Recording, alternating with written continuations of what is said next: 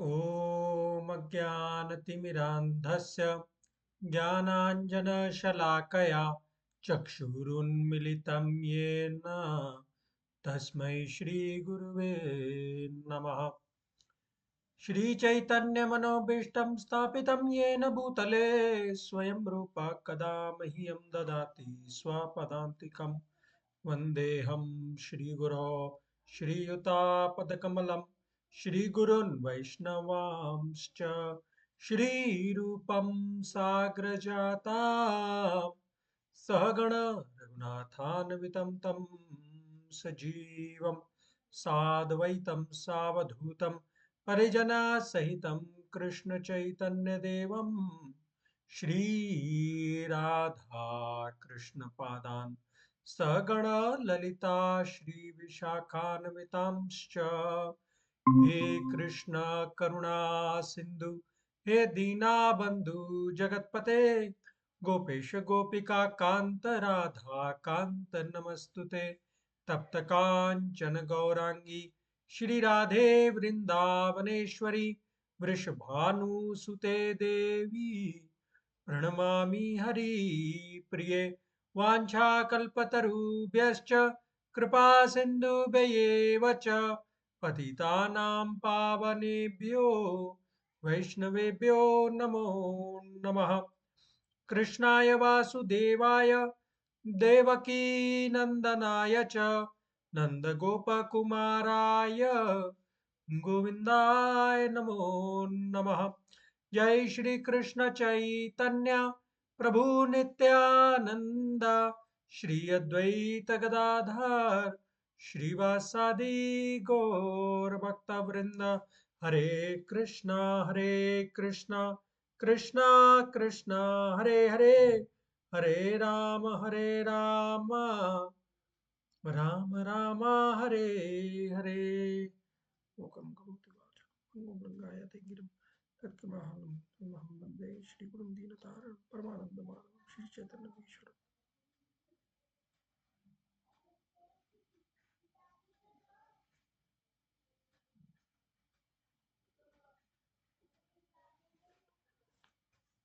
तो आपका बहुत बहुत स्वागत है आज के इस सत्र में 35th session of the Gita जीवन।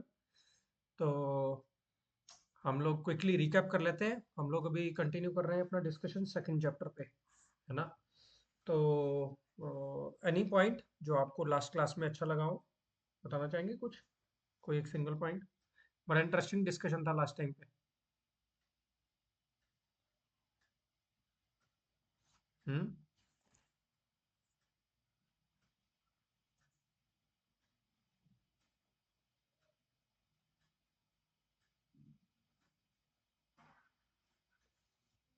कर सकते हैं कुछ शेयर? कुछ याद है, कुछ स्मरण है लास्ट सेशन से?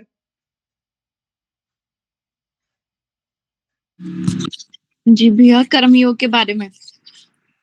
कर्म योग के बारे में, ठीक है। कर्म योग के बारे में क्या डिस्कस किया था हमने? कि भैया दो तरह के योग होते हैं, निष्काम योग और सकाम योग। सकाम कर्म योग और निष्काम कर्म योग। जी जी। हम्म, ठीक है। वो हमने लास्ट वाले श्लोक में किया था। जी भैया। एक और इंटरेस्टिंग डिस्कशन किया था हमने स्टार्टिंग में ही। इच्छा रखनी किसी बात की। इच्छा रखनी। हम्म, हम्म, कर्मकांड। कर्मकांड पे तो हमने डिस्कशन कर लिया था, उसमें तो वो तो जी चल जी रहा है ना। भैया। मतलब वो जी 37 श्लोक में भगवान बताते हैं वो जी कर्मकांड। जी जी। एक और पॉइंट था जो मैंने डिटेल में डिस्कस किया था। भैया इंटेंशन और एक्शन। हाँ, वेरी गुड।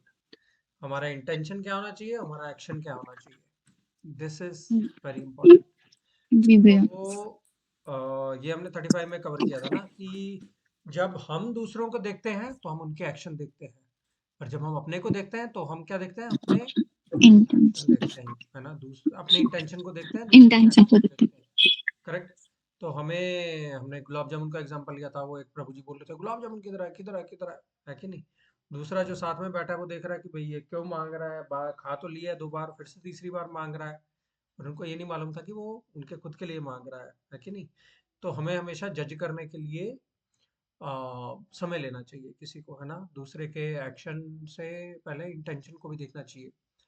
रिसेंटली मुझे मालूम पड़ा, मेरा ना एक फ्रेंड है यहाँ पे, मतलब एक डिवोटी है यहाँ पे, पास में ही रहते हैं। तो मैं देखता था कि ये मंदिर बहुत कम आते हैं, बड़े कम दिखते हैं, इतना साल हो गए इनको, क्या कारण हो सकता है, क्या हो सकता है कि ये ऐसे आते हैं? पर मैंने मतलब बोला नहीं किसी को कुछ भी, ना ही उन्होंने प्रभु जी को बोला कि आप मंदिर में बहुत कम दिखते हो, क्या कारण है या क्या ऐसे है। तो मुझे अभी 2 दिन पहले ही पता चला कि उनका बेसिकली किडनी ट्रांसप्लांट हो रखा है 5-6 साल पहले, तो उनको अपनी सेहत का बहुत ध्यान रखना पड़ता है। तो इसके लिए वो ज़्यादा अभी मंदिर आ नहीं पाते। तो मतलब कहने का भाव ये है कि बेनिफिट ऑफ डाउट देना चाहिए हमेशा दूसरे को। जहाँ तक हमारी बात है, हमें ये समझना चाहिए कि मतलब दूसरा को हम फटाफट जज ना कर लें। करेक्ट? तो इस चीज़ का हमें जो है वो ध्यान रखना चाहिए। ठीक है? ओके। हम लोग आगे बढ़ते हैं। हमने श्लोक 35 में इंटेंशन और एक्शन को देखा था। Then comes shloka 36। श्लोक 36 में देखा कि अर्जुन को जो है वो लोग जो है वो कटु वचन बोलेंगे। ये भी ध्यान में नहीं रखेंगे कि अर्जुन ने जो है वो दया दिखाकर जो है मैदान छोड़ दिया। भगवान अर्जुन को ऐसा बोलते हैं, है ना? तुम्हारी दया की भावना को नहीं समझने वाले हैं ये जो ऑपोजिट पार्टी के लोग हैं। वो तुम्हारे अंदर की जो दया छुपी हुई है उसको नहीं समझने वाले हैं और तुम्हें डरपोक ही बोलेंगे, है ना? कि डर के भाग गया करके। This is what we covered in 36। 37 में हमने भगवान को देखा कि उन्होंने कर्मकांड के सेक्शन ही है, 31 to 37 इज कर्मकांड सेक्शन। तो उसमें भगवान जो है वो क्या फायदा होगा युद्ध लड़के, उसकी बात बता रहे थे। अर्जुन के इंजॉयमेंट वाले तर्क को वो एड्रेस करते थे कि मतलब अर्जुन बोलता था मैं इंजॉयमेंट कैसे करूंगा, तो भगवान बोलते थे लड़ोगे तो भी इंजॉय करोगे, कैसे? इतना बड़ा राज्य जो है वो तुम भोगोगे, और अगर नहीं लड़ोगे, लड़ते हुए मारे भी जाओगे तो तुम्हें स्वर्गों की प्राप्ति होगी, जो कि बहुत मुश्किल है प्राप्त करना। तो भगवान ने एक प्रकार से उनको विन विन फॉर्मूला जो है वो बता दिया, है कि नहीं? अब नेक्स्ट आता है 38, जिसमें जैसे आपने बताया कर्मकांड सेक्शन जो है वो समाप्त हो गया 37 पे, और उसके बाद में भगवान ने निष्काम कर्म योग जो है वो शुरू किया, है ना? सुख दुख समय कृत्वा लाभा लाभो जया जयो, है ना? तो लाइफ जो है वो डुअलिटी से भरी हुई है, ये द्वंद्व से भरी हुई है। सुख है तो दुख भी है, हानि है तो लाभ भी है, जय है तो विजय भी, पराजय भी है ना? तो फेम है तो इनफेमी भी है, विक्ट्री है तो डिफीट भी है कि नहीं? तो बहुत सारे द्वंद्व से जो है वो ये संसार जो है वो भरा हुआ है। पर भगवान क्या बोलते हैं, हमें अपने जो कर्तव्य हैं, हमें अपने जो कार्य हैं, हमें अपने जो जितने भी हमने फर्ज निभाने हैं, वो सभी इन इन सब से ऊपर उठ करके जो है वो करने चाहिए। क्यों? अगर अर्जुन को भी वही समझा रहे हैं कि तुम युद्धाय युज्यस्व, युद्ध लड़ने के लिए लड़ो, सुख मिलेगा इसके लिए नहीं, दुख मिलेगा इसके लिए नहीं, है ना? विक्ट्री मिलेगी इसके लिए नहीं, डिफीट मिलेगा इसके लिए नहीं। मतलब एक एकदम से निष्काम हो जाओ आप। मतलब कोई इसमें से आप जो है वो फल की अभिलाषा जो है वो उसको आप उससे अनासक्त हो करके जो है वो युद्ध करो, युद्ध करना है इसके लिए युद्ध करो, है ना? तो नैवम पापम अप्याप्य से मतलब आपको जो है वो पाप इससे नहीं लगेगा। कर्मकांड सेक्शन में पाप और पुण्य दोनों है। ठीक है जी? तो ये हमने 4 श्लोक पिछले सेक्शन के कवर किए थे।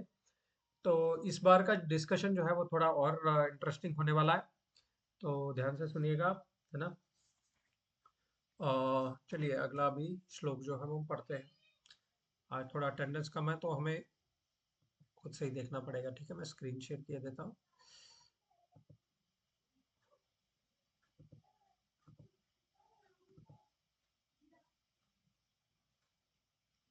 आपको दिख रहा है स्क्रीन?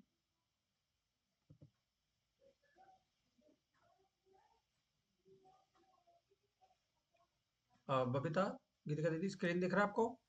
नहीं भैया, प्रेजेंटेशन नहीं दिख प्रेजेंटेशन नहीं दिख रही ना? ठीक है, अभी दिख रही है? रही। जी भैया, अभी दिख रही है। ओके, ठीक है। तो हम लोग आगे आज बढ़ेंगे 2.39 वर्स में। देखिए अभी हम लोग एंटर करने वाले हैं कहाँ पे? हम लोग एंटर करने वाले हैं ये निष्काम कर्म योग या बुद्धि योग के सेक्शन में। ठीक है, तो उसको भगवान जो है वो बताते हैं। तो भगवान अभी तक बोलते हैं कि मैंने सांख्य का ज्ञान अभी आपको दे दिया, अभी मैं बुद्धि योग के बारे में जो है वो आपको बताऊंगा। ठीक है ना? तो उस वर्ष को हम लोग जो है वो रिसाइट करते हैं। कोई करना चाहेगा रिसाइट? गीतिका दीदी आप करेंगे रिसाइट?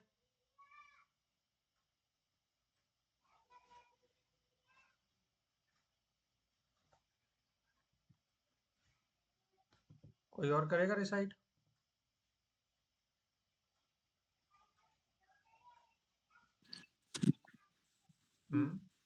एषा ते अभिहितः एशांते विहिता सांख्ये, ऐसा बोलेंगे इसको। ओके। एषा ते अभिहिता सांख्ये एशाते बुद्धियोगे विहिता सांख्ये बुद्धियोगे तु इमाम बुद्धिर्योगे त्व इमां शृणु।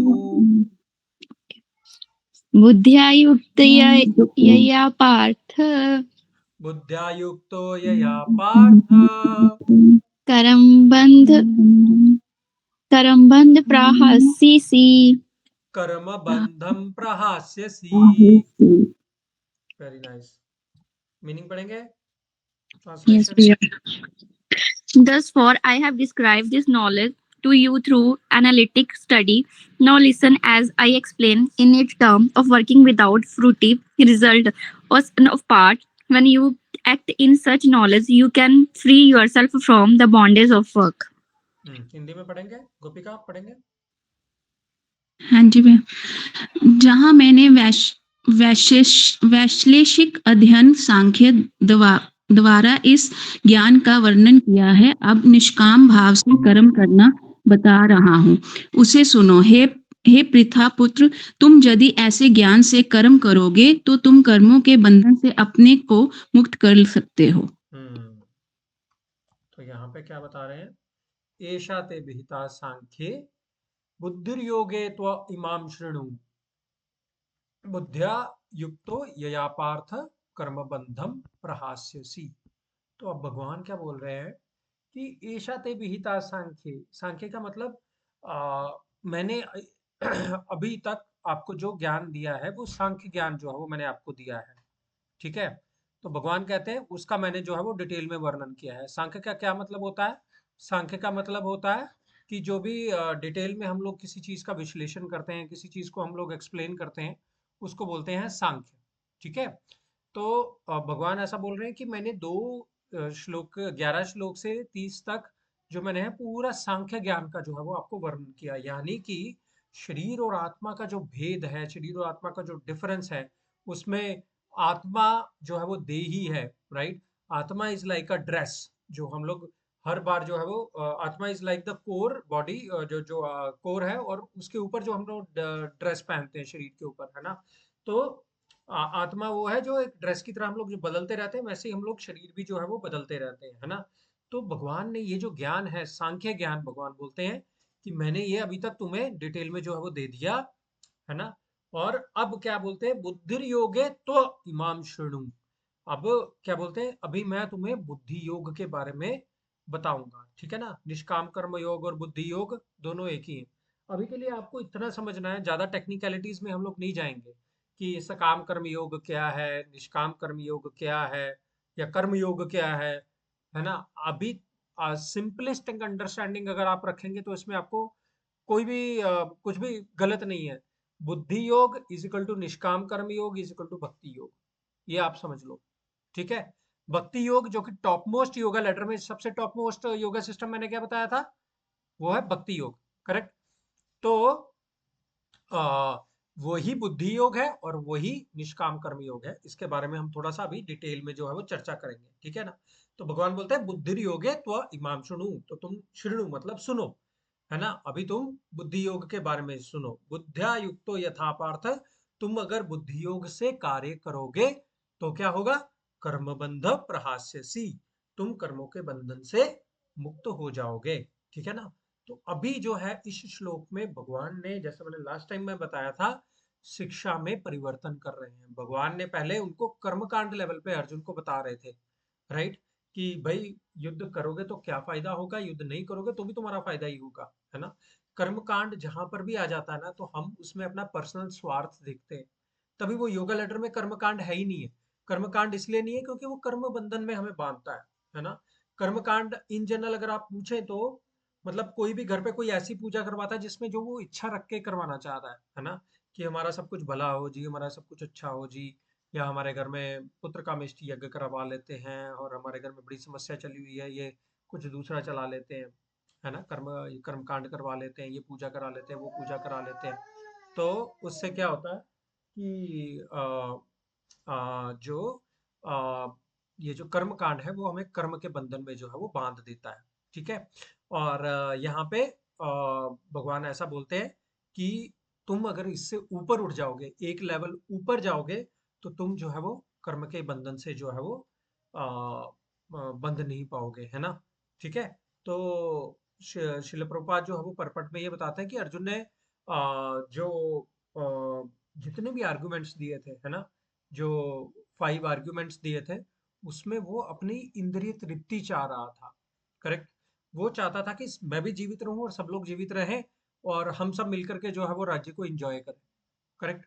हालांकि ऐसा होता नहीं, बट भगवान ये जो प्रभुपाद जी हैं वो ऐसे बोलते हैं कि जो कर्म बंधन है वो इसी का कारण है कि हम अपनी इंद्रियों को तृप्त करना चाह रहे हैं। ठीक है। और प्रभुपाद जी ये बताते हैं कि असली योग का क्या मतलब होता है। जब हम अपनी इंद्रियों की तृप्ति चाहते हैं, मतलब हमारे शब्द रूप रस शब्द और गंध, ये सभी इंद्रियां जो है वो हम लोग सेटिस्फाई करने में लगे होते हैं, तब हम जो है वो एक प्रकार से अपने आप को बंधन में बांधते हैं। पर जब हम इंद्रियों का निग्रह करना शुरू कर देते हैं, तो हम योग करना शुरू कर देते हैं। योग का मतलब जुड़ना, और जुड़ना किससे? भगवान से। तो हम भगवान से जुड़ने की अपनी जो है वो कोशिशें हम लोग शुरू कर देते हैं, जब हम अपनी इंद्रियों को निग्रह करना शुरू कर देते हैं। मतलब इंद्रियों को अनरेगुलेटेड नहीं रहने देना, इंद्रियों इंद्रियों को रेगुलेटेड करके रखना। आई एम सॉरी, है ना। तो इस प्रकार से जो है वो भगवान है। और अब जो है वो भगवान जो है वो डिटेल में यहाँ पे बताएंगे कि बुद्धि योग के साथ में कार्य कैसे जो है वो हमने करना है ना। तो बेसिकली सांख्य फिलोसफी 2 टाइप की है। एक जो एक्चुअल सांख्य दिया वो देवहूति के बेटे जो हुए कपिल मुनि, वो मतलब भगवान ने स्वयं अवतार लिया था, उन कपिल मुनि ने जो है वो सांख्य योग दिया था।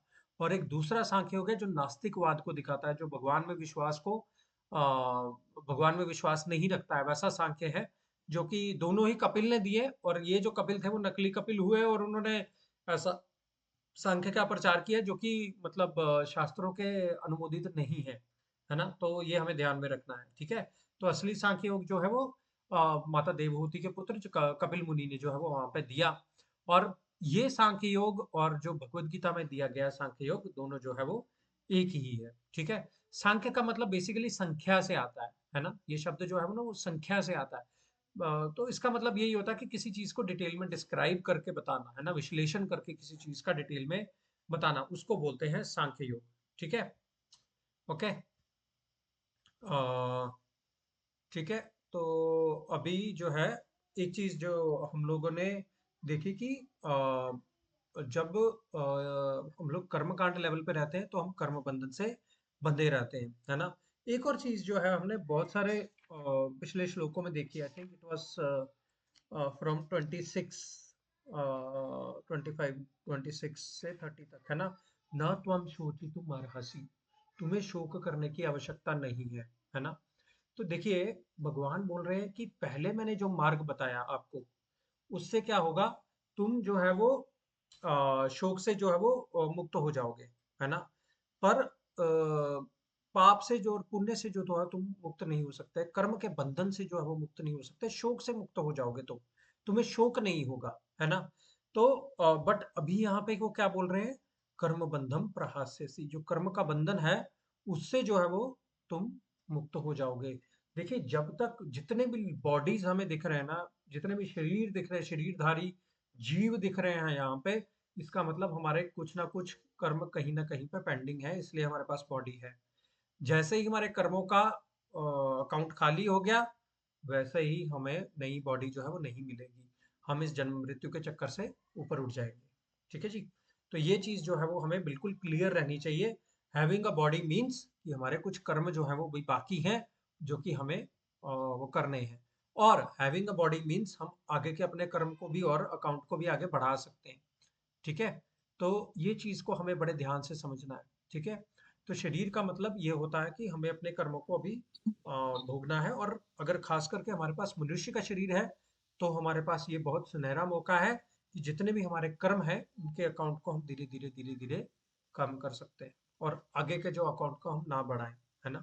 और मनुष्य के शरीर में ही सबसे ज्यादा मौका है कि हम लोग आगे के जो अकाउंट है, कर्मों के अकाउंट को उतना ज्यादा बढ़ा लेते हैं, फिर हम अलग अलग योनि में उसके अकाउंट को जो है वो कम करते हैं। ठीक है। तो खास करके तभी जो है वो ये मनुष्य का शरीर जो है वो बहुत खास गिना गया है और इसको बहुत रेयर बोला गया है। तो अपॉर्चुनिटी को हम लोग अगर फायदा उठाएंगे तो हम अपने कर्मों के बंधन को अपने आप से छुड़ा सकते हैं। कैसे? बुद्धि योग के द्वारा। ठीक है। तो बुद्धि योग का क्या मतलब है यहाँ पे? देखिए, डे टू डे कार्य हम लोग जो करते हैं, कुछ भी हम लोग करते हैं उसमें हम लोग अपनी बुद्धि लगाते हैं। ठीक है। तो बुद्धि योग का सिंपल मीनिंग अगर मैं आपको बताऊं, जहां पे भी हम अपनी बुद्धि लगा रहे हैं उसको अगर हम भगवान से जोड़ देंगे, भगवान से योग कर देंगे उसका, तो क्या होगा? वो बुद्धि योग बन जाएगा। ठीक है। तो वो जो भी कर्म जो है वो हम लोग जो अपने कर रहे हैं वो बुद्धि योग में आ जाएंगे, वो निष्काम कर्म योग में आ जाएंगे। मैं अभी सपोज मैं गृहिणी हूँ, मैं खाना बना रही हूँ तो मैं भगवान के लिए खाना बनाती हूँ। मैं घर साफ कर रही हूँ, मैं भगवान का घर है ये, मैं वो साफ कर रही हूँ। मैं कपड़े धो रही हूँ, ये भगवान के दिए हुए हमारे कपड़े हैं, ये मैं भगवान के लिए कर रही हूँ, है ना। या फिर आप कहीं पे मंदिर में जाके सेवा करते हो तो मैं इससे कुछ भी नहीं चाहती, मैं सिंपल सेवा करना चाहती हूँ, मेरे को इससे कोई इच्छा नहीं है ना। तो जो भी हम लोग कार्य करते हैं, हम भगवान का नाम जप कर रहे हैं, भगवान मेरे को कुछ नहीं चाहिए, मैं आपकी प्रसन्नता के लिए आपका नाम जप कर रही हूँ, है ना। भगवान को भोग लगा रहे हैं, कुछ भी हम लोग कर रहे हैं, है ना। हम अपनी जॉब कर रहे हैं तो जॉब को भी हम लोग भगवान को अर्पण करते हुए जो अगर अर्पण कर रहे हैं तो वो सभी जो है वो योग बन जाता है एक प्रकार का, और वो भगवान से हम लोग जो है वो कनेक्ट हो जाते हैं। तो ये सारे जब हमारी चेतना में चीजें जितनी जितनी गहरी में जाते जाती हैं, होते जाती हैं, वहां पे उतने कर्मों का प्रभाव हमारे पे कम होता जाता है वहां पे। करेक्ट। तो हमारी चेतना जो है वो ओवर द टाइम शुद्ध होते जाती है और हमें ये और अधिक अच्छे से समझ में आने लग जाता है कि हम जो कुछ भी कर रहे हैं वो भगवान के लिए कर रहे हैं, और ये बहुत कार्य जो है वो मेरे दिव्य है। राइट। तो ये जो है वो कर्मों के बंधन से जो है वो हमें अपने आप ही हमें मुक्ति मिल जाएगी, हमें अलग से कोई प्रयास करना जो है वो नहीं पड़ेगा। ठीक है। तो ये एक जो है वो इम्पोर्टेंट चीज जो है वो हमें यहाँ पे देखनी है। एक और चीज है इमाम शुणु, यहाँ पे भगवान बोलते हैं तो इमाम शुणु। अभी मैंने सब कुछ बता दिया, अब जो है वो तुम ये सुनो। देखो, सुनने का जो है वो नो बड़ा महत्व है। भक्ति के ना जो 9 अंग है, एक श्लोक आता है भक्ति में, श्रवणम कीर्तनम विष्णु स्मरणम पाद सेवनम अर्चनम वंदनम दास्यम सख्यम आत्म निवेदनम, ऐसा करके बताते हैं। तो क्या है उसमें? भक्ति के 9 अंग है। श्रवण, कीर्तन, विष्णु स्मरणम, अर्चनम, वंदनम, दास्यम, साख्यम, आत्मनिवेदनम, ऐसा करके 9 भक्ति के अंग हैं। ओके।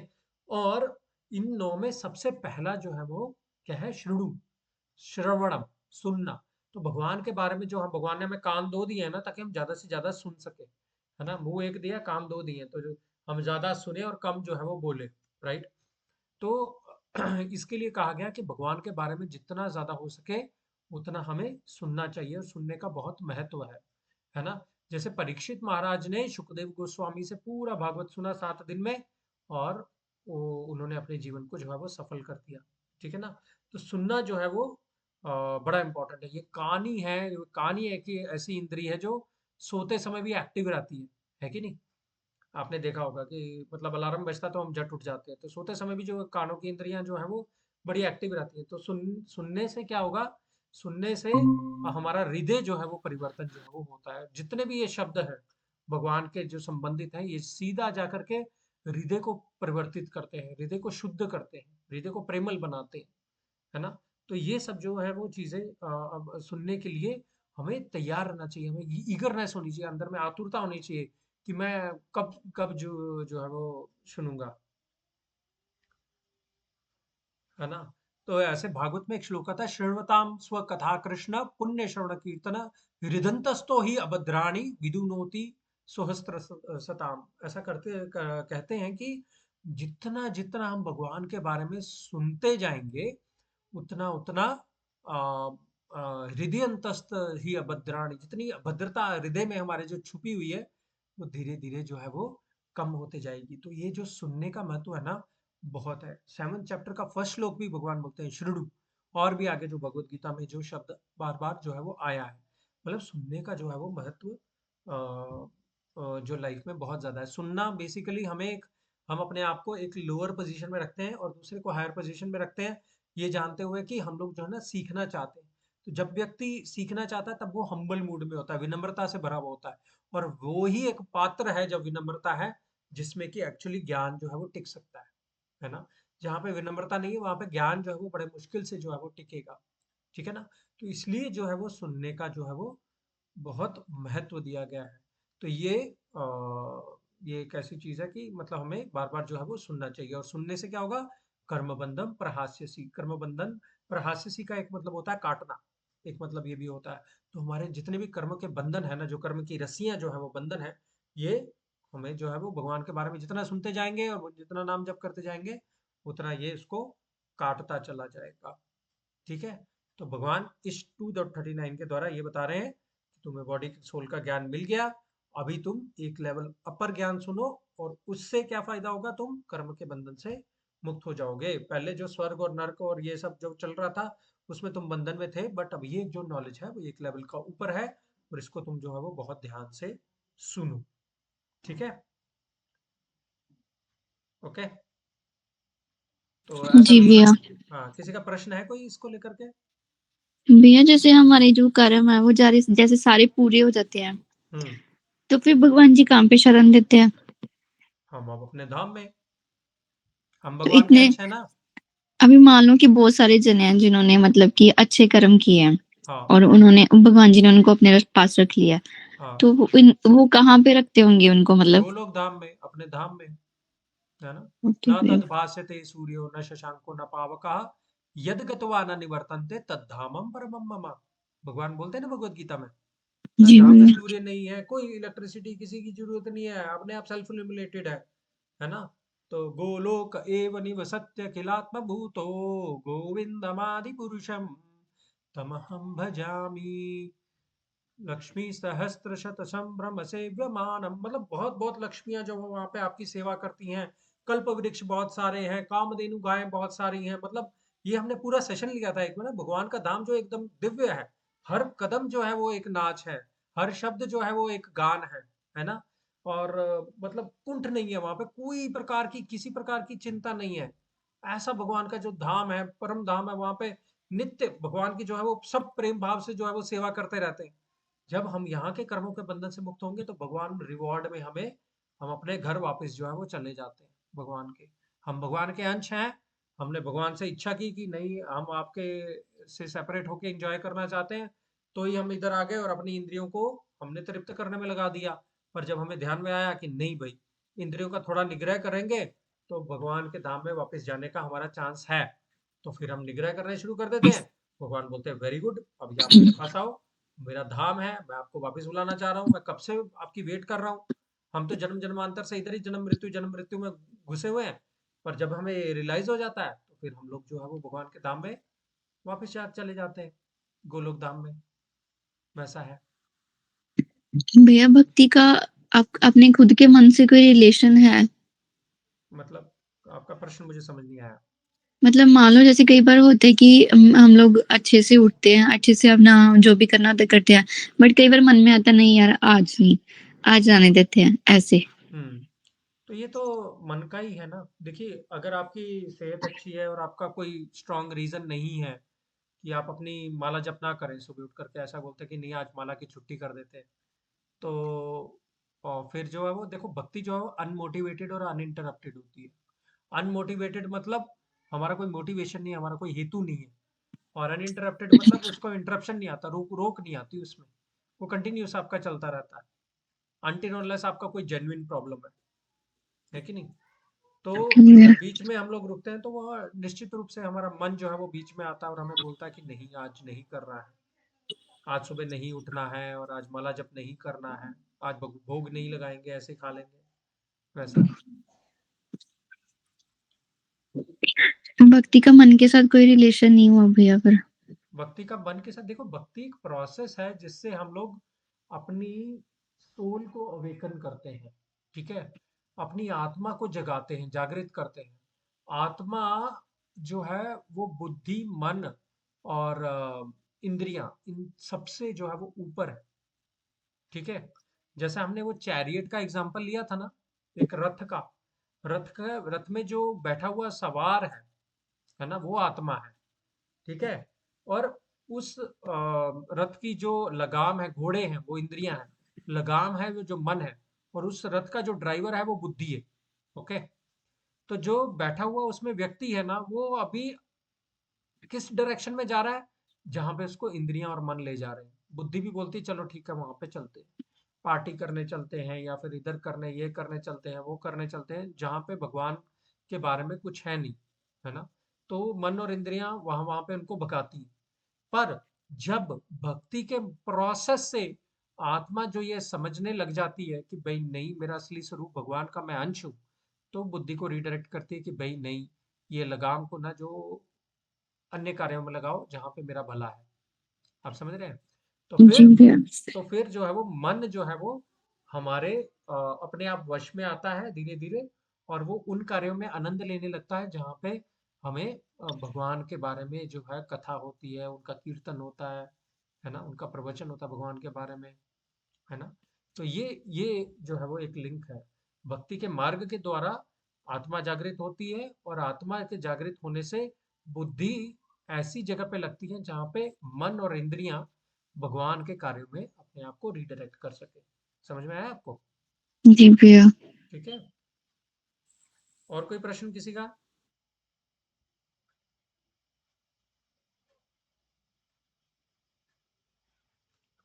ठीक है, एक और चीज है, इस श्लोक में पार्थ शब्द का यूज हुआ है।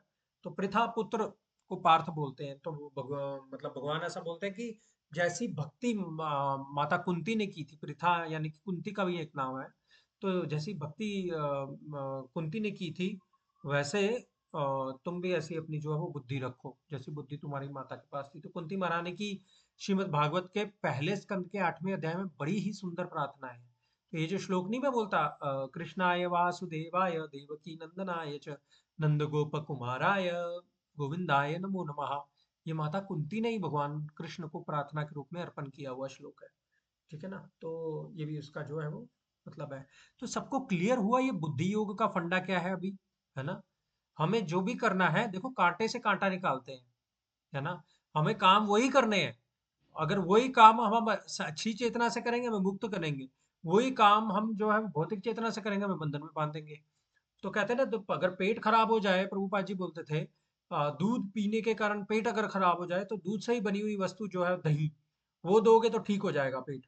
उसी प्रकार से सेम चीज को सेम चीज से ही ट्रीट करते हैं हम लोग। जो कर्म है जो हमें बांधते हैं, उन्हीं कर्मों को हम बुद्धि योग बना देते हैं या भक्ति योग बना देते हैं, तो वही कर्म जो है वो हमें मुक्त कराने वाले बन जाते हैं यहाँ पे। तो ये अंडरस्टैंडिंग हमें बिल्कुल क्लियर होनी चाहिए। ठीक है जी, समझ में आ गया सबको? हो जी जाओ। भैया। हाँ जी भैया। Okay, perfect. ठीक है, अभी आगे बढ़ेंगे। ओके, तो ये बड़ा इंपॉर्टेंट श्लोक है। तो भगवान बोलते हैं इस प्रयास में कोई भी नाश नहीं होता, किसी चीज की भी कमी नहीं होती, और थोड़ा सा अगर प्रोग्रेस कर लिया आपने, तो वो परमानेंट रहता है। ये बड़ा सुंदर श्लोक है भगवत गीता का, बहुत सारी जगह पे ये इसको कोट करते हैं यहाँ पे। बड़ा अच्छा श्लोक है। इस पे थोड़ा डिटेल में चर्चा करेंगे अभी, और आज दो ही श्लोक कवर करेंगे। ठीक है ना, और इसके आगे वाला भी मैंने प्रिपेयर कर रखा, बट हम लोग को नेक्स्ट वीक में कवर करेंगे। वो भी बहुत इंपॉर्टेंट श्लोक है, वो डिटर्मिनेशन के ऊपर है। ठीक है, पर आज हम लोग ये जो 2.40 है इसको करते हैं। पढ़ना चाहेगा कोई? whom do we have in the class today? आज भैया आप पढ़ेंगे, कोशिश करेंगे, प्रयास करेंगे पढ़ने का? विकास भैया पढ़ेंगे आप? हाँ जी। हम्म, ये वाला श्लोक हाँ श्लोक रिसाइट करिए, कोई बात नहीं, गलत ये नेहा श्लोक में, विक्रम ये श्लोक में ही ऐसा लिखा है कि प्रत्यवायो न विद्यते, इसमें कोई नुकसान नहीं होता। तो आप पढ़िए, उच्चारण गलत भी रहा तो कोई दिक्कत नहीं है। हाँ जी। नेहा विक्रमाय विक्रमनाशोत्सति प्रतिवायो न नहीं, विद्यते। आपके पीछे रिपीट करेंगे आप, ठीक है ना। अच्छा। नेहा विक्रमनाशोस्ति। नेहा विक्रमनाशोत्सति। हाँ, अभी आप पढ़िए, हम आपके पीछे। नेहा विक्रमनाशोत्सति। नेहा विक्रमनाशोस्ति। नेहा विक्रमनाशोत्सति। अगली लाइन पढ़िए। हाँ, प्रत्यवायो न विद्यते। प्रत्यवायो न विद्यते। हाँ, प्रत्यवायो न विद्यते। प्रत्यवायो न विद्यते। प्रत्यवायो न विद्यते। थर्ड लाइन पढ़िए। स्वल्पं मयस्य धर्मस्य। स्वल्पमप्यस्य धर्मस्य। स्वल्पं यस्य धर्मस्य। स्वल्पमप्यस्य धर्मस्य। Very nice. स्वल्पम् अप्यस्य धर्मस्य। लास्ट लाइन पढ़िए। त्रायते महतो भयात्। त्रायते महतो भयात्। त्रायते महतो भयात्। त्रायते महतो भयात्। बड़ा सुंदर श्लोक है। नेहा विक्रमनाशोस्ति प्रत्यवायो न विद्यते स्वल्पमप्यस्य धर्मस्य त्रायते महतो भयात्। मीनिंग पढ़िए कोई भैया, पढ़ेंगे meaning. In this endeavor, there is no loss or diminution, and a little advancement on this path can protect one from the most dangerous type of fear. Hindi में पढ़ेंगे कोई। इस प्रयास में ना तो हानि होती है ना ही हास, अपितु इस पथ पर की गई अल्प प्रगति भी महान भय से रक्षा कर सकती है। Very nice. तो देखिए कितना सुंदर श्लोक है। भगवान बोलते हैं नेहा अभिक्रमण नाशोस्ति। अभिक्रम मतलब प्रयास। इस बुद्धि योग में मतलब जैसे ही हम भगवान की भक्ति करने लगते हैं उसमें हम लोग जो भी प्रयास करते हैं उसमें नाशो अस्ति, उसका नाश जो है वो नहीं होता। प्रत्यवायो न विद्यते, कुछ भी खत्म नहीं होता है ना, है नाश नहीं होता है, कुछ भी खत्म नहीं होता। प्रत्यवायो न विद्यते, अंत नहीं होता है। स्वल्पम अप्यस्य धर्मस्य, इस धर्म के मार्ग में स्वल्पम मतलब थोड़ा भी अगर हम प्रोग्रेस कर लेते हैं, क्या है, त्रायते महतो भयात। महतो भयात मतलब बड़े से बड़े डेंजर से, त्रायते मतलब हमें फ्री कर देता है वो, है कि नहीं। तो मतलब जितनी भी हमने प्रोग्रेस की भक्ति में, सपोज अभी हमने आज दिन तक हम लोग सपोज 2 माला करते हैं भगवान के नाम की, तो वो 2 माला जो है ना वो हमारे परमानेंट अकाउंट में ऐसे जा रही है जिसमें से वो कभी भी बाहर नहीं आ सकता। उसमें सिर्फ प्लस ही होना है, माइनस हो ही नहीं सकता। ठीक है। तो इस प्रकार से ये जो मार्ग है ये परमानेंट जो है वो चीजें जो है वो हमारे अकाउंट में डालते चलता है। ठीक है ना। अभी तक जितने भी है मतलब 46 प्लस 40 86 श्लोक हमने भगवत गीता के पढ़े हैं। जितने भी आवर्स आपने इसमें लगाए हैं वो हमारे परमानेंट अकाउंट में चले गए, उसका कभी नाश नहीं होगा। अगला अगला जन्म हुआ भी ना तो हम वहां से आगे से शुरू करेंगे। ठीक है ना। तो जैसे हमारी प्यूरिफिकेशन को 0 to 100% के पैमाने पे अगर हम नापे, तो अगर हमारा भी प्रोग्रेस 5%, 10%, 15, 20 जितना भी हुआ है, हम लोग अगले बर्थ में 21% से शुरू करेंगे। ये जितना 20% है ये परमानेंट हो गया है, उसका कभी भी नाश जो है वो नहीं होने वाला। तो जितना हम लोग अभी नाम जप करते चलेंगे या भगवान को भोग लगाएंगे या भगवान के बारे में सुनने का प्रयास करेंगे, जानने का प्रयास करेंगे, उतना ही वो हमारे परमानेंट अकाउंट में वो डेफिनेटली जाते चलता है, उसका कभी भी नाश नहीं होता। ठीक है ना। तो प्रभुपाद जी इस श्लोक में जो इसके परपट में बड़ा सुंदर एग्जाम्पल जो है वो बताते हैं कि जितनी भी भौतिक प्रयास है ना वो हमें 100% करने पड़ते हैं। सपोज कोई बच्चा पैदा हुआ है और उसका बर्थ होने के 2-3 साल के बाद ही उसको हम स्कूल में डाल देते हैं। स्कूल में डालते हैं, बेचारा पढ़ता रहता है पढ़ता रहता है। अब क्या करेगा, सभी के सभी एग्जाम देगा, सभी के सभी में पास होगा, अच्छा रिजल्ट लाएगा, तभी वो अगली क्लास में जो है वो जा पाएगा। एक में भी फेल हो गया तो फिर उसको रिपीट करना पड़ेगा। ऐसा है, उसको 100% करना पड़ता है। मतलब घर का हमने सब दीवारें वगैरह खड़ा कर दी, सब कुछ कर दिया, बट उसका जो है वो नक्शा ही पास नहीं हुआ, या फिर नक्शा भी हो गया पर उसका डिजाइन ऐसा बना कि नहीं रह सकते हम जब तक वो 100% नहीं हो जाता है। तो कोई भी कार्य जो है ना वो भौतिक स्तर पे हमें पूरा करना पड़ता है, तभी वो हम लोग उसका जो है वो फल जो है वो ले पाते हैं। बट आध्यात्मिक स्तर पे ना अगर आप देखेंगे तो अगर हमारा कार्य अच्छे से नहीं भी हुआ है तो भी उसका हमें जो है वो फायदा ही मिलता है। भगवान के अकाउंट में माइनस नहीं होता है, भगवान के अकाउंट में प्लस ही होता है हमेशा। ठीक है ना? तो ये जो है वो चीज जो है वो हमें ध्यान में रखनी है कि जितनी भी हमारी मटेरियल ड्यूटीज है, स्वधर्म है, वो करेंगे, वो हमें 100% करने पड़ेंगे, मटेरियल ड्यूटीज। और जब स्पिरिचुअल ड्यूटी की बात आती है, वो भले ही हम अ, इतनी परफेक्शन से ना करें, पूरा अच्छे से ना करें। जैसे अभी हमने श्लोक रिसाइट किया, श्लोक हमने पूरे अच्छे से नहीं भी किया, पर जितना किया उतना हमारा परमानेंट अकाउंट में वो आ गया। ये कहने का भाव जो है वो भगवत गीता में भगवान अर्जुन को ये बताते हैं। ठीक है ना? तो इस तरीके से जो है वो हमें ये जो समझना पड़ेगा। ठीक है ना? और भक्ति के मार्ग में अगर शुरुआत की और अगर हम आगे नहीं बढ़ पाए तो शरीर को कुछ भी रहने दो, कुछ भी होने दो, वो वहां पे उसके लाइफ में उसके साथ में रहेगा और मरने के बाद ये जो चीज है उसके साथ में जाएगी। बड़ी से बड़ी डिग्री नहीं जाती, बड़े से बड़े विचारक अपने विचार जो है यहाँ पे छोड़ जाते हैं। इनफैक्ट जो आइंस्टाइन जो थे उनका ब्रेन अभी भी किसी ने संभाल के रखा है और वो उस पर रिसर्च कर रहे हैं, है कि नहीं, कि क्या था उसमें ऐसा खास कि जो इतना कुछ वो कर पाया, है कि नहीं।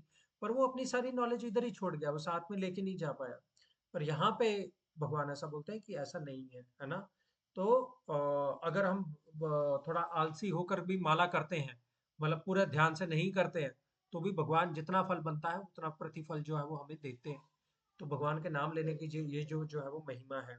परमानेंट स्पिरिचुअल अकाउंट में जो चीजें हमारी ऐड होते जा रही हैं, फॉर एग्जाम्पल जो अभी टाइम आप दे रहे हो भगवत गीता के मैसेज को समझने के लिए, वो आपके परमानेंट स्पिरिचुअल अकाउंट में ऐड होते जा रहा है, वो नहीं पीछे जाएगा अब। ठीक है ना? दूसरी चीज है ये प्रत्यवायो ना विद्यते। प्रत्यवाय मतलब इसका किसी भी चीज का ना उल्टा परिणाम नहीं होता। आप पहले पहले होते थे, यज्ञ करते थे, अगर मंत्रोच्चारण में कुछ गलती होगी तो उल्टे परिणाम हो जाते थे। भक्ति में ऐसा कभी भी नहीं होता कि आप कुछ गलत कर दो, ज्यादा से ज्यादा ये होगा कि आपको उसका प्रतिफल नहीं मिलेगा, बट प्रतिकूल फल कभी भी नहीं मिलने वाला।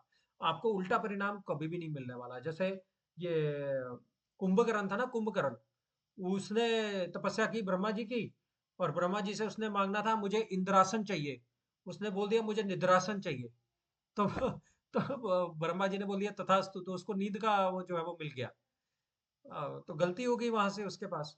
तो इसी प्रकार से मतलब जो भी हम लोग श्लोक का उच्चारण कर रहे हैं, कुछ कर रहे हैं, इसमें भगवान जो है वो गलती नहीं लेते हैं, और किसी भी चीज का जो है उल्टा परिणाम जो है वो हमें नहीं मिलता।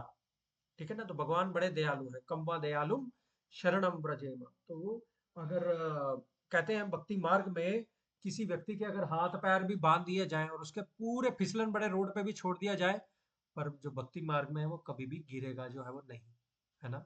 इतना ये प्रशस्त जो है वो मार्ग है भगवान का, इतना महान है ये जो भक्ति का मार्ग है। ठीक है? तो इसको हमें अपने जो कहते हैं ना पूरे एंथुजियाज्म के साथ जो है वो अपने अपने को अपनाना चाहिए। ठीक है? तो तीसरी लाइन में बोलते हैं स्वल्पम अप्यस्य धर्मस्य। स्व मतलब अच्छे से, है ना? अल्प मतलब थोड़ा। अगर हम थोड़ा कर रहे हैं पर वो भी अच्छे से कर रहे हैं इस धर्म के मार्ग में, तो उसका फल जो है वो हमें पूरा मिलता है। ठीक है?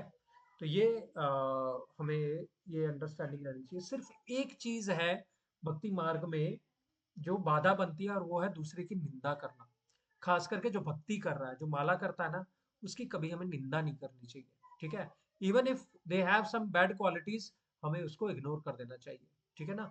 तब हम जो है वो भक्ति के मार्ग में और जो है शक्ति के साथ में आगे बढ़ सकते हैं, है ना? तो यही एक चीज है जिसका हमें ध्यान रखना होता है। अदरवाइज कोई भी हम लोग मार्ग में अगर हम करते चलेंगे, तो धीरे धीरे धीरे धीरे अगर हमारे में अंदर में एंथुजियाज्म है, ईगरनेस है, तो हम लोग निश्चित रूप से जो है वो आगे भक्ति के मार्ग में जो है वो बढ़ते चलेंगे, है ना? ठीक है? और लास्ट में बोलता है त्रायते महतो भयात। सबसे बड़ा भय क्या होता है हमारी लाइफ में? वो है मृत्यु का भय, है ना? तो ये भक्ति मार्ग में जितनी भी प्रोग्रेस करते हैं, ये हमारा डायरेक्टली प्रोपोर्शनल है मृत्यु के भय को उसी प्रोपोर्शनल में कम करते जाता है, क्योंकि हमें रियलाइजेशन होते जाती है कि भाई हम भगवान के अंश हैं और हमारी अगली बॉडी हमें मिलनी है। नहीं है तो हम भगवान के पास भी जा सकते हैं ना, अगर हम जितनी भी भक्ति की है, अगर हम सच्ची श्रद्धा विश्वास के साथ की है, डेफिनेटली हम लोग जो जो है वो जा सकते हैं। तो ये जो है वो हमें उस भय से, जो कि मृत्यु का भय है, उससे भी वो ओवरकम करवा देता है। खास मतलब कई लोगों को अपने ये भय रहता है कि मेरा कोई धन ना ले जाए, कोई जो ब्यूटीफुल है उसको लगता है कि मेरी ब्यूटी ना छिन जाए, जिसका फेम है चारों ओर, जिसका यश है चारों ओर, उसको लगता है मेरा यश ना चला जाए, है ना। तो भगवत गीता का ये ज्ञान जो है ना, ये हमें इन सब भय जो है ना, हमारे मंदिर में जो हमारे अंदर में बैठे हुए हैं, इन सब भय को त्रायते, मंत्र जैसे मनः त्रायते इति मंत्र ना, वैसे ही ये त्रायते, ये छुटकारा दिलाता है हमें बड़े से बड़े भय से। ठीक है। मेरी एक और अंडरस्टैंडिंग है इस श्लोक को लेकर के, और वो ये है कि देखो, इसमें छोड़ी थोड़ी सी भी हमने प्रगति कर ली ना भक्ति के मार्ग में, तो हमारी हमें ना कुछ ऐसी चीजें जो है वो याद रह जाती है। सपोज हमने अभी तक की क्लासेस में बड़े अच्छे अच्छे लाइफ लेसन जो है वो हमने सीखे, right. Suppose no retaliation is the best retaliation, या कीपिंग स्मॉल थिंग स्मॉल, या हमें भगवान के लिए अपना बेस्ट करना चाहिए, है ना। बहुत सारी चीजें जो है वो हमने भगवत गीता के इन श्लोक, या दूसरे की निंदा नहीं करनी है, करेक्ट, है ना। इंटेंशन एक्शन वाला हमने चीजें देखी। तो कितनी सारी चीजें जो अभी तक हमने सीखी हैं, कहीं ऐसी लाइफ में सिचुएशन आएंगी जब ये ज्ञान जो हमने अभी तक लिया है, ये हमें बड़े से बड़े डेंजर से बचा सकता है। सपोज किसी का हमारे साथ किसी चीज को लेकर के छोटी मोटी बात पे झगड़ा हो जाता है, राइट। पर हम लोग बोलते हैं keep small thing small, no retaliation is the best retaliation, मतलब इस झगड़े को आगे नहीं बढ़ाना मेरे लिए अच्छा है। तो फिर हम लोग इस चीज को छोड़ देंगे, है ना, और हम लोग आगे बढ़ जाएंगे। तो क्या है, हमें वो बड़े से बड़े डेंजर से बचा सकता है। चंडीगढ़ का एक साइंटिस्ट था, चंडीगढ़ में रहता था वो। तो अपनी इधर थोड़ी बीमार था वो, तो अपनी ट्रीटमेंट करवा रहा था हॉस्पिटल में। तो घर पे वापस आया वो, तो जब घर पे वापस आया, तो उसकी ना पार्किंग पे किसी और ने गाड़ी लगा दी थी। इसी चीज को लेकर के उसका झगड़ा हो गया, है ना। और झगड़ा हो गया, और जो पड़ोसी था उसने हाथापाई थोड़ी सी हो गई, और ऑन द स्पॉट उसको अपना जो है वो शरीर छोड़ना पड़ा उधर, है कि नहीं। पर मतलब अगर उसको ये ज्ञान रहता, चलो ठीक है, आज की रात में मैं अभी खुद भी बीमार हूँ, मेरे को अपना भी ध्यान रखना है, और ये है, हालांकि मेरे साथ गलत हो रहा है, मैं थोड़ा सा भी सब्र कर लेता हूँ और इसको बाद में मैटर को देख लूंगा, तो मे भी शायद से उसकी जान बच सकती थी, है ना। तो इस प्रकार ये जो ज्ञान है ना गीता का, ये थोड़ा भी अगर हमने लेकर के रखा अपनी लाइफ में, हमें बड़े से बड़े भय से जो है वो ज्ञान बचा देता है। ठीक है।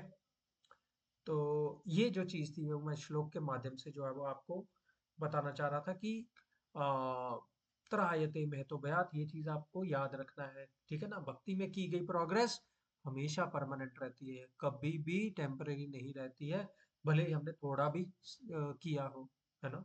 तो भगवान हमें कभी भी छोड़ेंगे नहीं, है ना। भगवान हमेशा हमारे साथ में रहेंगे, हमारे ऊंचा समय अच्छा हो या समय खराब हो, भगवान बोलते हैं मैं हमेशा आपके हृदय में रहूंगा और आपको गाइड करता रहूंगा सही दिशा में, राइट। तो अगर हम सत्संग को कंटिन्यू करते हैं इस तरीके से, तो डेफिनेटली हमारी लाइफ में भगवान जो है वो हमारे मार्गदर्शन जो है वो करते रहेंगे, और जो भी हमें बड़े से बड़े डेंजर है वो हमें उससे बचाते रहेंगे। तो ये है इस श्लोक का महत्व। इस श्लोक के द्वारा मैं एक स्टोरी जो थी भरत महाराज की, वो मैं नेक्स्ट सेशन में सुनाऊंगा, है ना। ये थोड़ी लंबी स्टोरी है, मैं चाहता हूँ ये शेयर करना स्टोरी आपके साथ में, क्योंकि काफी कंसेप्ट जो है ना हमने भगवत गीता के अभी तक इसमें किए हैं, तो इस स्टोरी में जो है वो कवर हो जाते हैं। ठीक है ना। तो भरत महाराज के 3 जो है वो बर्थ हुए, तो उन तीनों बर्थ की जो है वो ये कहानी है। बड़ी इंटरेस्टिंग स्टोरी है, पूरी डिटेल में अगले सेशन में जो है हम लोग डिस्कशन जो है वो इसका करेंगे। ठीक है ना। तो इसके साथ में ही हम लोग बड़ा फेमस श्लोक है व्यवसायत्मिका बुद्धि एकेह कुरु नंदना, जो डिटर्मिनेशन और फोकस पे है, उसकी चर्चा जो है वो हम लोग नेक्स्ट सेशन में करेंगे। ठीक है। तो आज के सेशन को मैं यहीं पे विराम देता हूँ। किसी का कोई प्रश्न है तो हम लोग अभी तक हमने जो डिस्कस किया कि भक्ति मार्ग में कोई भी नुकसान नहीं होता, उसका कुछ आप प्रश्न है तो आप पूछ सकते हैं। भैया लास्ट टाइम मैं ना मंदिर में गई थी, तो मेरे को किसी ने बोला आपने टीका नहीं किया, तो मतलब भक्ति करने से पहले हमें टीका करना जरूरी है? मतलब मस्तक पे तिलक नहीं लगाया हुआ? जी, क्या पहले मतलब कोई भी काम करना उससे पहले भगवान का अगर भक्ति करनी है तो पहले टीका लगाना जरूरी है? देखिए, तिलक जनरली हम लोग जो इस्कॉन में करते हैं वो घर से ही लगा के जाते हैं, है ना? और ऐसा हार्ड एंड फास्ट रूल नहीं है कि आप अगर तिलक नहीं लगाए हैं और अगर आप सेवा कर रहे हैं तो उसका फल आपको नहीं मिलेगा, ऐसा नहीं है। बिल्कुल फल मिलेगा। भगवान भावग्रही जनार्दन है। पर अच्छा ये रहेगा कि हम लोग जो अगर मंदिर में जाएं तो एक छोटा तिलक लगा लें। वैसे हम इसको ऊर्ध्व पुंड्र बोलते हैं, है ना? ये जो दो लकीरें अगर आप देख रहे हैं तिलक की, ये भगवान के चरण रिप्रेजेंट करते हैं, और ये मस्तक ये यहाँ पे लगाया हुआ मैंने, वो रिप्रेजेंट करता है माता तुलसी को। तो हमारे जितने भी हमारे शरीर हैं, शरीर के अंदर में भगवान जो है वो परमात्मा के रूप में विद्यमान है। तो शरीर को भी हम लोग मंदिर मानते हैं, है ना? तो इसलिए मंदिर में हम लोग भगवान के स्वागत के लिए ये इस प्रकार से हम लोग जब अपना तिलक जो है वो हम लोग लगाते हैं। तिलक लगाने का यही मतलब होता है कि जो अंदर बैठे भगवान है हम उनका सम्मान कर रहे हैं, इस प्रकार से, है ना? तो लगा करके रखेंगे तो इट इज गुड। पर नहीं लगा करके भी किया तो अगेन वही बात आ गई, कोई नुकसान नहीं है, कोई नुकसान नहीं है। भैया, देखिए लाइफ अगर में, हाँ जी बोलिए, बोलिए बोलिए। किसी ने बहुत गलत किया हो, किसी की लाइफ भी स्पॉइल कर दी हो, अगर वो मतलब कुछ देर के बाद अपनी गलती दिल से रियलाइज करे, तो क्या उसे माफ कर देना चाहिए? आ, देखिए फॉरगिवनेस एक बहुत बड़ी क्वालिटी है ना? वैसे फॉरगिवन, तो भैया माफ कर दिया हुआ था, क्योंकि मुझे मुझे अपनी मैं बहुत बीमार हो गई थी उस वजह से, तो मैंने माफ कर दिया था। फिर मैं थोड़ी ठीक होनी शुरू हो गई थी, लेकिन वो पर्सन आकर माफी पे माफी मांगे, तो क्या मतलब दिल वैसे तो माफ किया हुआ, दिल से भी माफ कर देना चाहिए, उसकी सारी गलतियां माफ कर देनी चाहिए। हाँ हमें माफ कर देनी चाहिए। और हमें भगवान से यही प्रार्थना करनी चाहिए कि इनको आप सद्बुद्धि दें और सही मार्ग पे लगाएं, है ना? ये नहीं होना चाहिए कि नहीं भैया, माफ नहीं करना चाहिए। एक मिनट, माफ मतलब कि थोड़ा हाँ दूर, बस उनसे दूर रहना चाहिए मेरे मैं हिसाब से। मैं क्लैरिफाई करता हूँ आपको। देखिए माफ करने का मतलब ये नहीं है कि we give them another chance to make the same mistake. आप समझ रहे हो मेरी बात को? कि जो मिस्टेक उन्होंने पहले की है हम माफ कर दें और अपने आप को डिटैच कर लें उनके साथ में, वैसा। और अगर हम दोबारा चांस देंगे, सपोज हमें कोई परेशान कर रहा है बहुत ज्यादा और फिर वो हमसे माफी मांग रहा है, हमने माफ कर दिया उनको, बट इस तरीके से माफ ना करें कि वो हमें दोबारा चांस दे कि हमें परेशानी में डाले। आप समझ रहे हैं मेरी बात को? मतलब उस रिलेशन में नहीं जाना चाहिए वापस, हाँ वैसे माफ कर दो। बिल्कुल, ठीक। बिल्कुल। इस प्रकार से हमें नहीं रखना चाहिए कि हम उसको एक और चांस दे रहे हैं कि वो हम पर जो है वो अपनाए। Again the discussion that you have started is more of a personal, तो वो हम लोग अलग से कर सकते हैं। But in general as a principle मैं आपको बता रहा हूँ कि लाइफ में जब हम माफ करते हैं तो हमारी ये अंडरस्टैंडिंग होनी चाहिए कि अलग दूसरे व्यक्ति को जो है वो हम लोग ये मौका भी ना दें कि भाई तू वो गलती हमारे साथ दोबारा कर ले, है ना? तो ये हमें हम्म, जो है वो ध्यान रखना चाहिए। ठीक है? ठीक है। उस और बंदे माफ, से दूर रहो और मस्त रहो। नहीं नहीं मस्त नहीं, मतलब आप हृदय से उनके लिए प्रार्थना करिए कि हे भगवान आप इनको नहीं, सद्बुद्धि दें। वो तो बोला था भैया, मैंने आगे से ये बोला था कि अच्छी बात है कि बट रियलाइज हुआ है, लेकिन बहुत लेट हुआ ना हाँ किसी बट की। आप उस व्यक्ति को ऐसे वो नहीं कर सकते, and it depends on case to case. But in general जो प्रिंसिपल जो मैं बता रहा हूँ, चांस नहीं देना चाहिए कि व्यक्ति अगर हमें पता है कि अंदर से ये वैसा ही है और अगर अब नहीं बदलने वाला है तो फिर we should not give them another chance, नहीं देना चाहिए।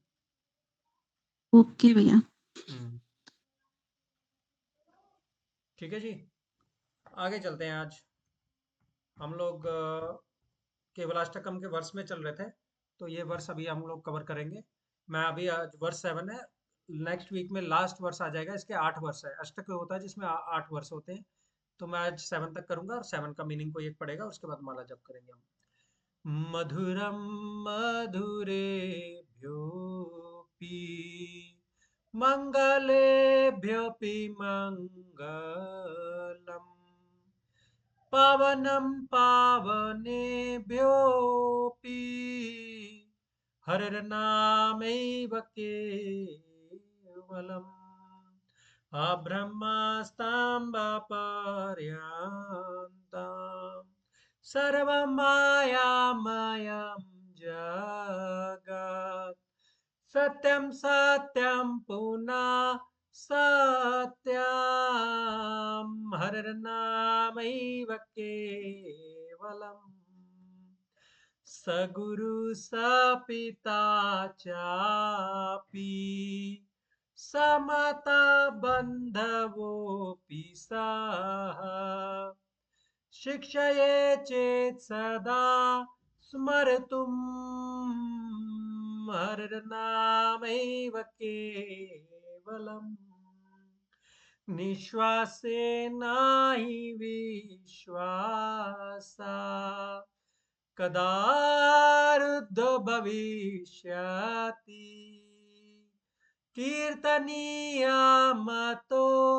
बाल्याद्धरनामैव केवलम् हरि सदा वसेत्तत्र यत्र भागवता जनाः गायन्ति भक्तिभावेन हरनामैव केवलम् अहो दुःखं महादुःखम् दुःखदुःखतरं यतः काचतं विस्मृतं रत्नाहरनामैव केवलम् दीयतां दीयतां कर्णो नियतां नियतां वचः गीयतां गीयतां नित्यां हरनामैव केवलम् गीयतां गीयतां नित्यां हरनामैव केवलम्। कोई मीनिंग पड़ेगा इसका please?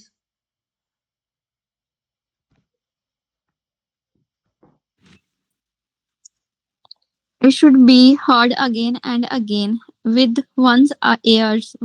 It should be uttered over and over with one's a voice. It should be perfectually, perpetually sung and sung anew. The holy name of Shri Hari alone is everything. हाँ देखिए, तो ये बार बार सुनना चाहिए। हमारे एक आचार्य उन्होंने बताया कि देखिए जब भी मैं हरि नाम लेता हूँ ये नाम मेरी जीवा पे नाचने लगता है ना। और जब ये मेरे हृदय में आता है, मेरे कर्णों में आता है तो एकदम से हृदय में चला जाता है।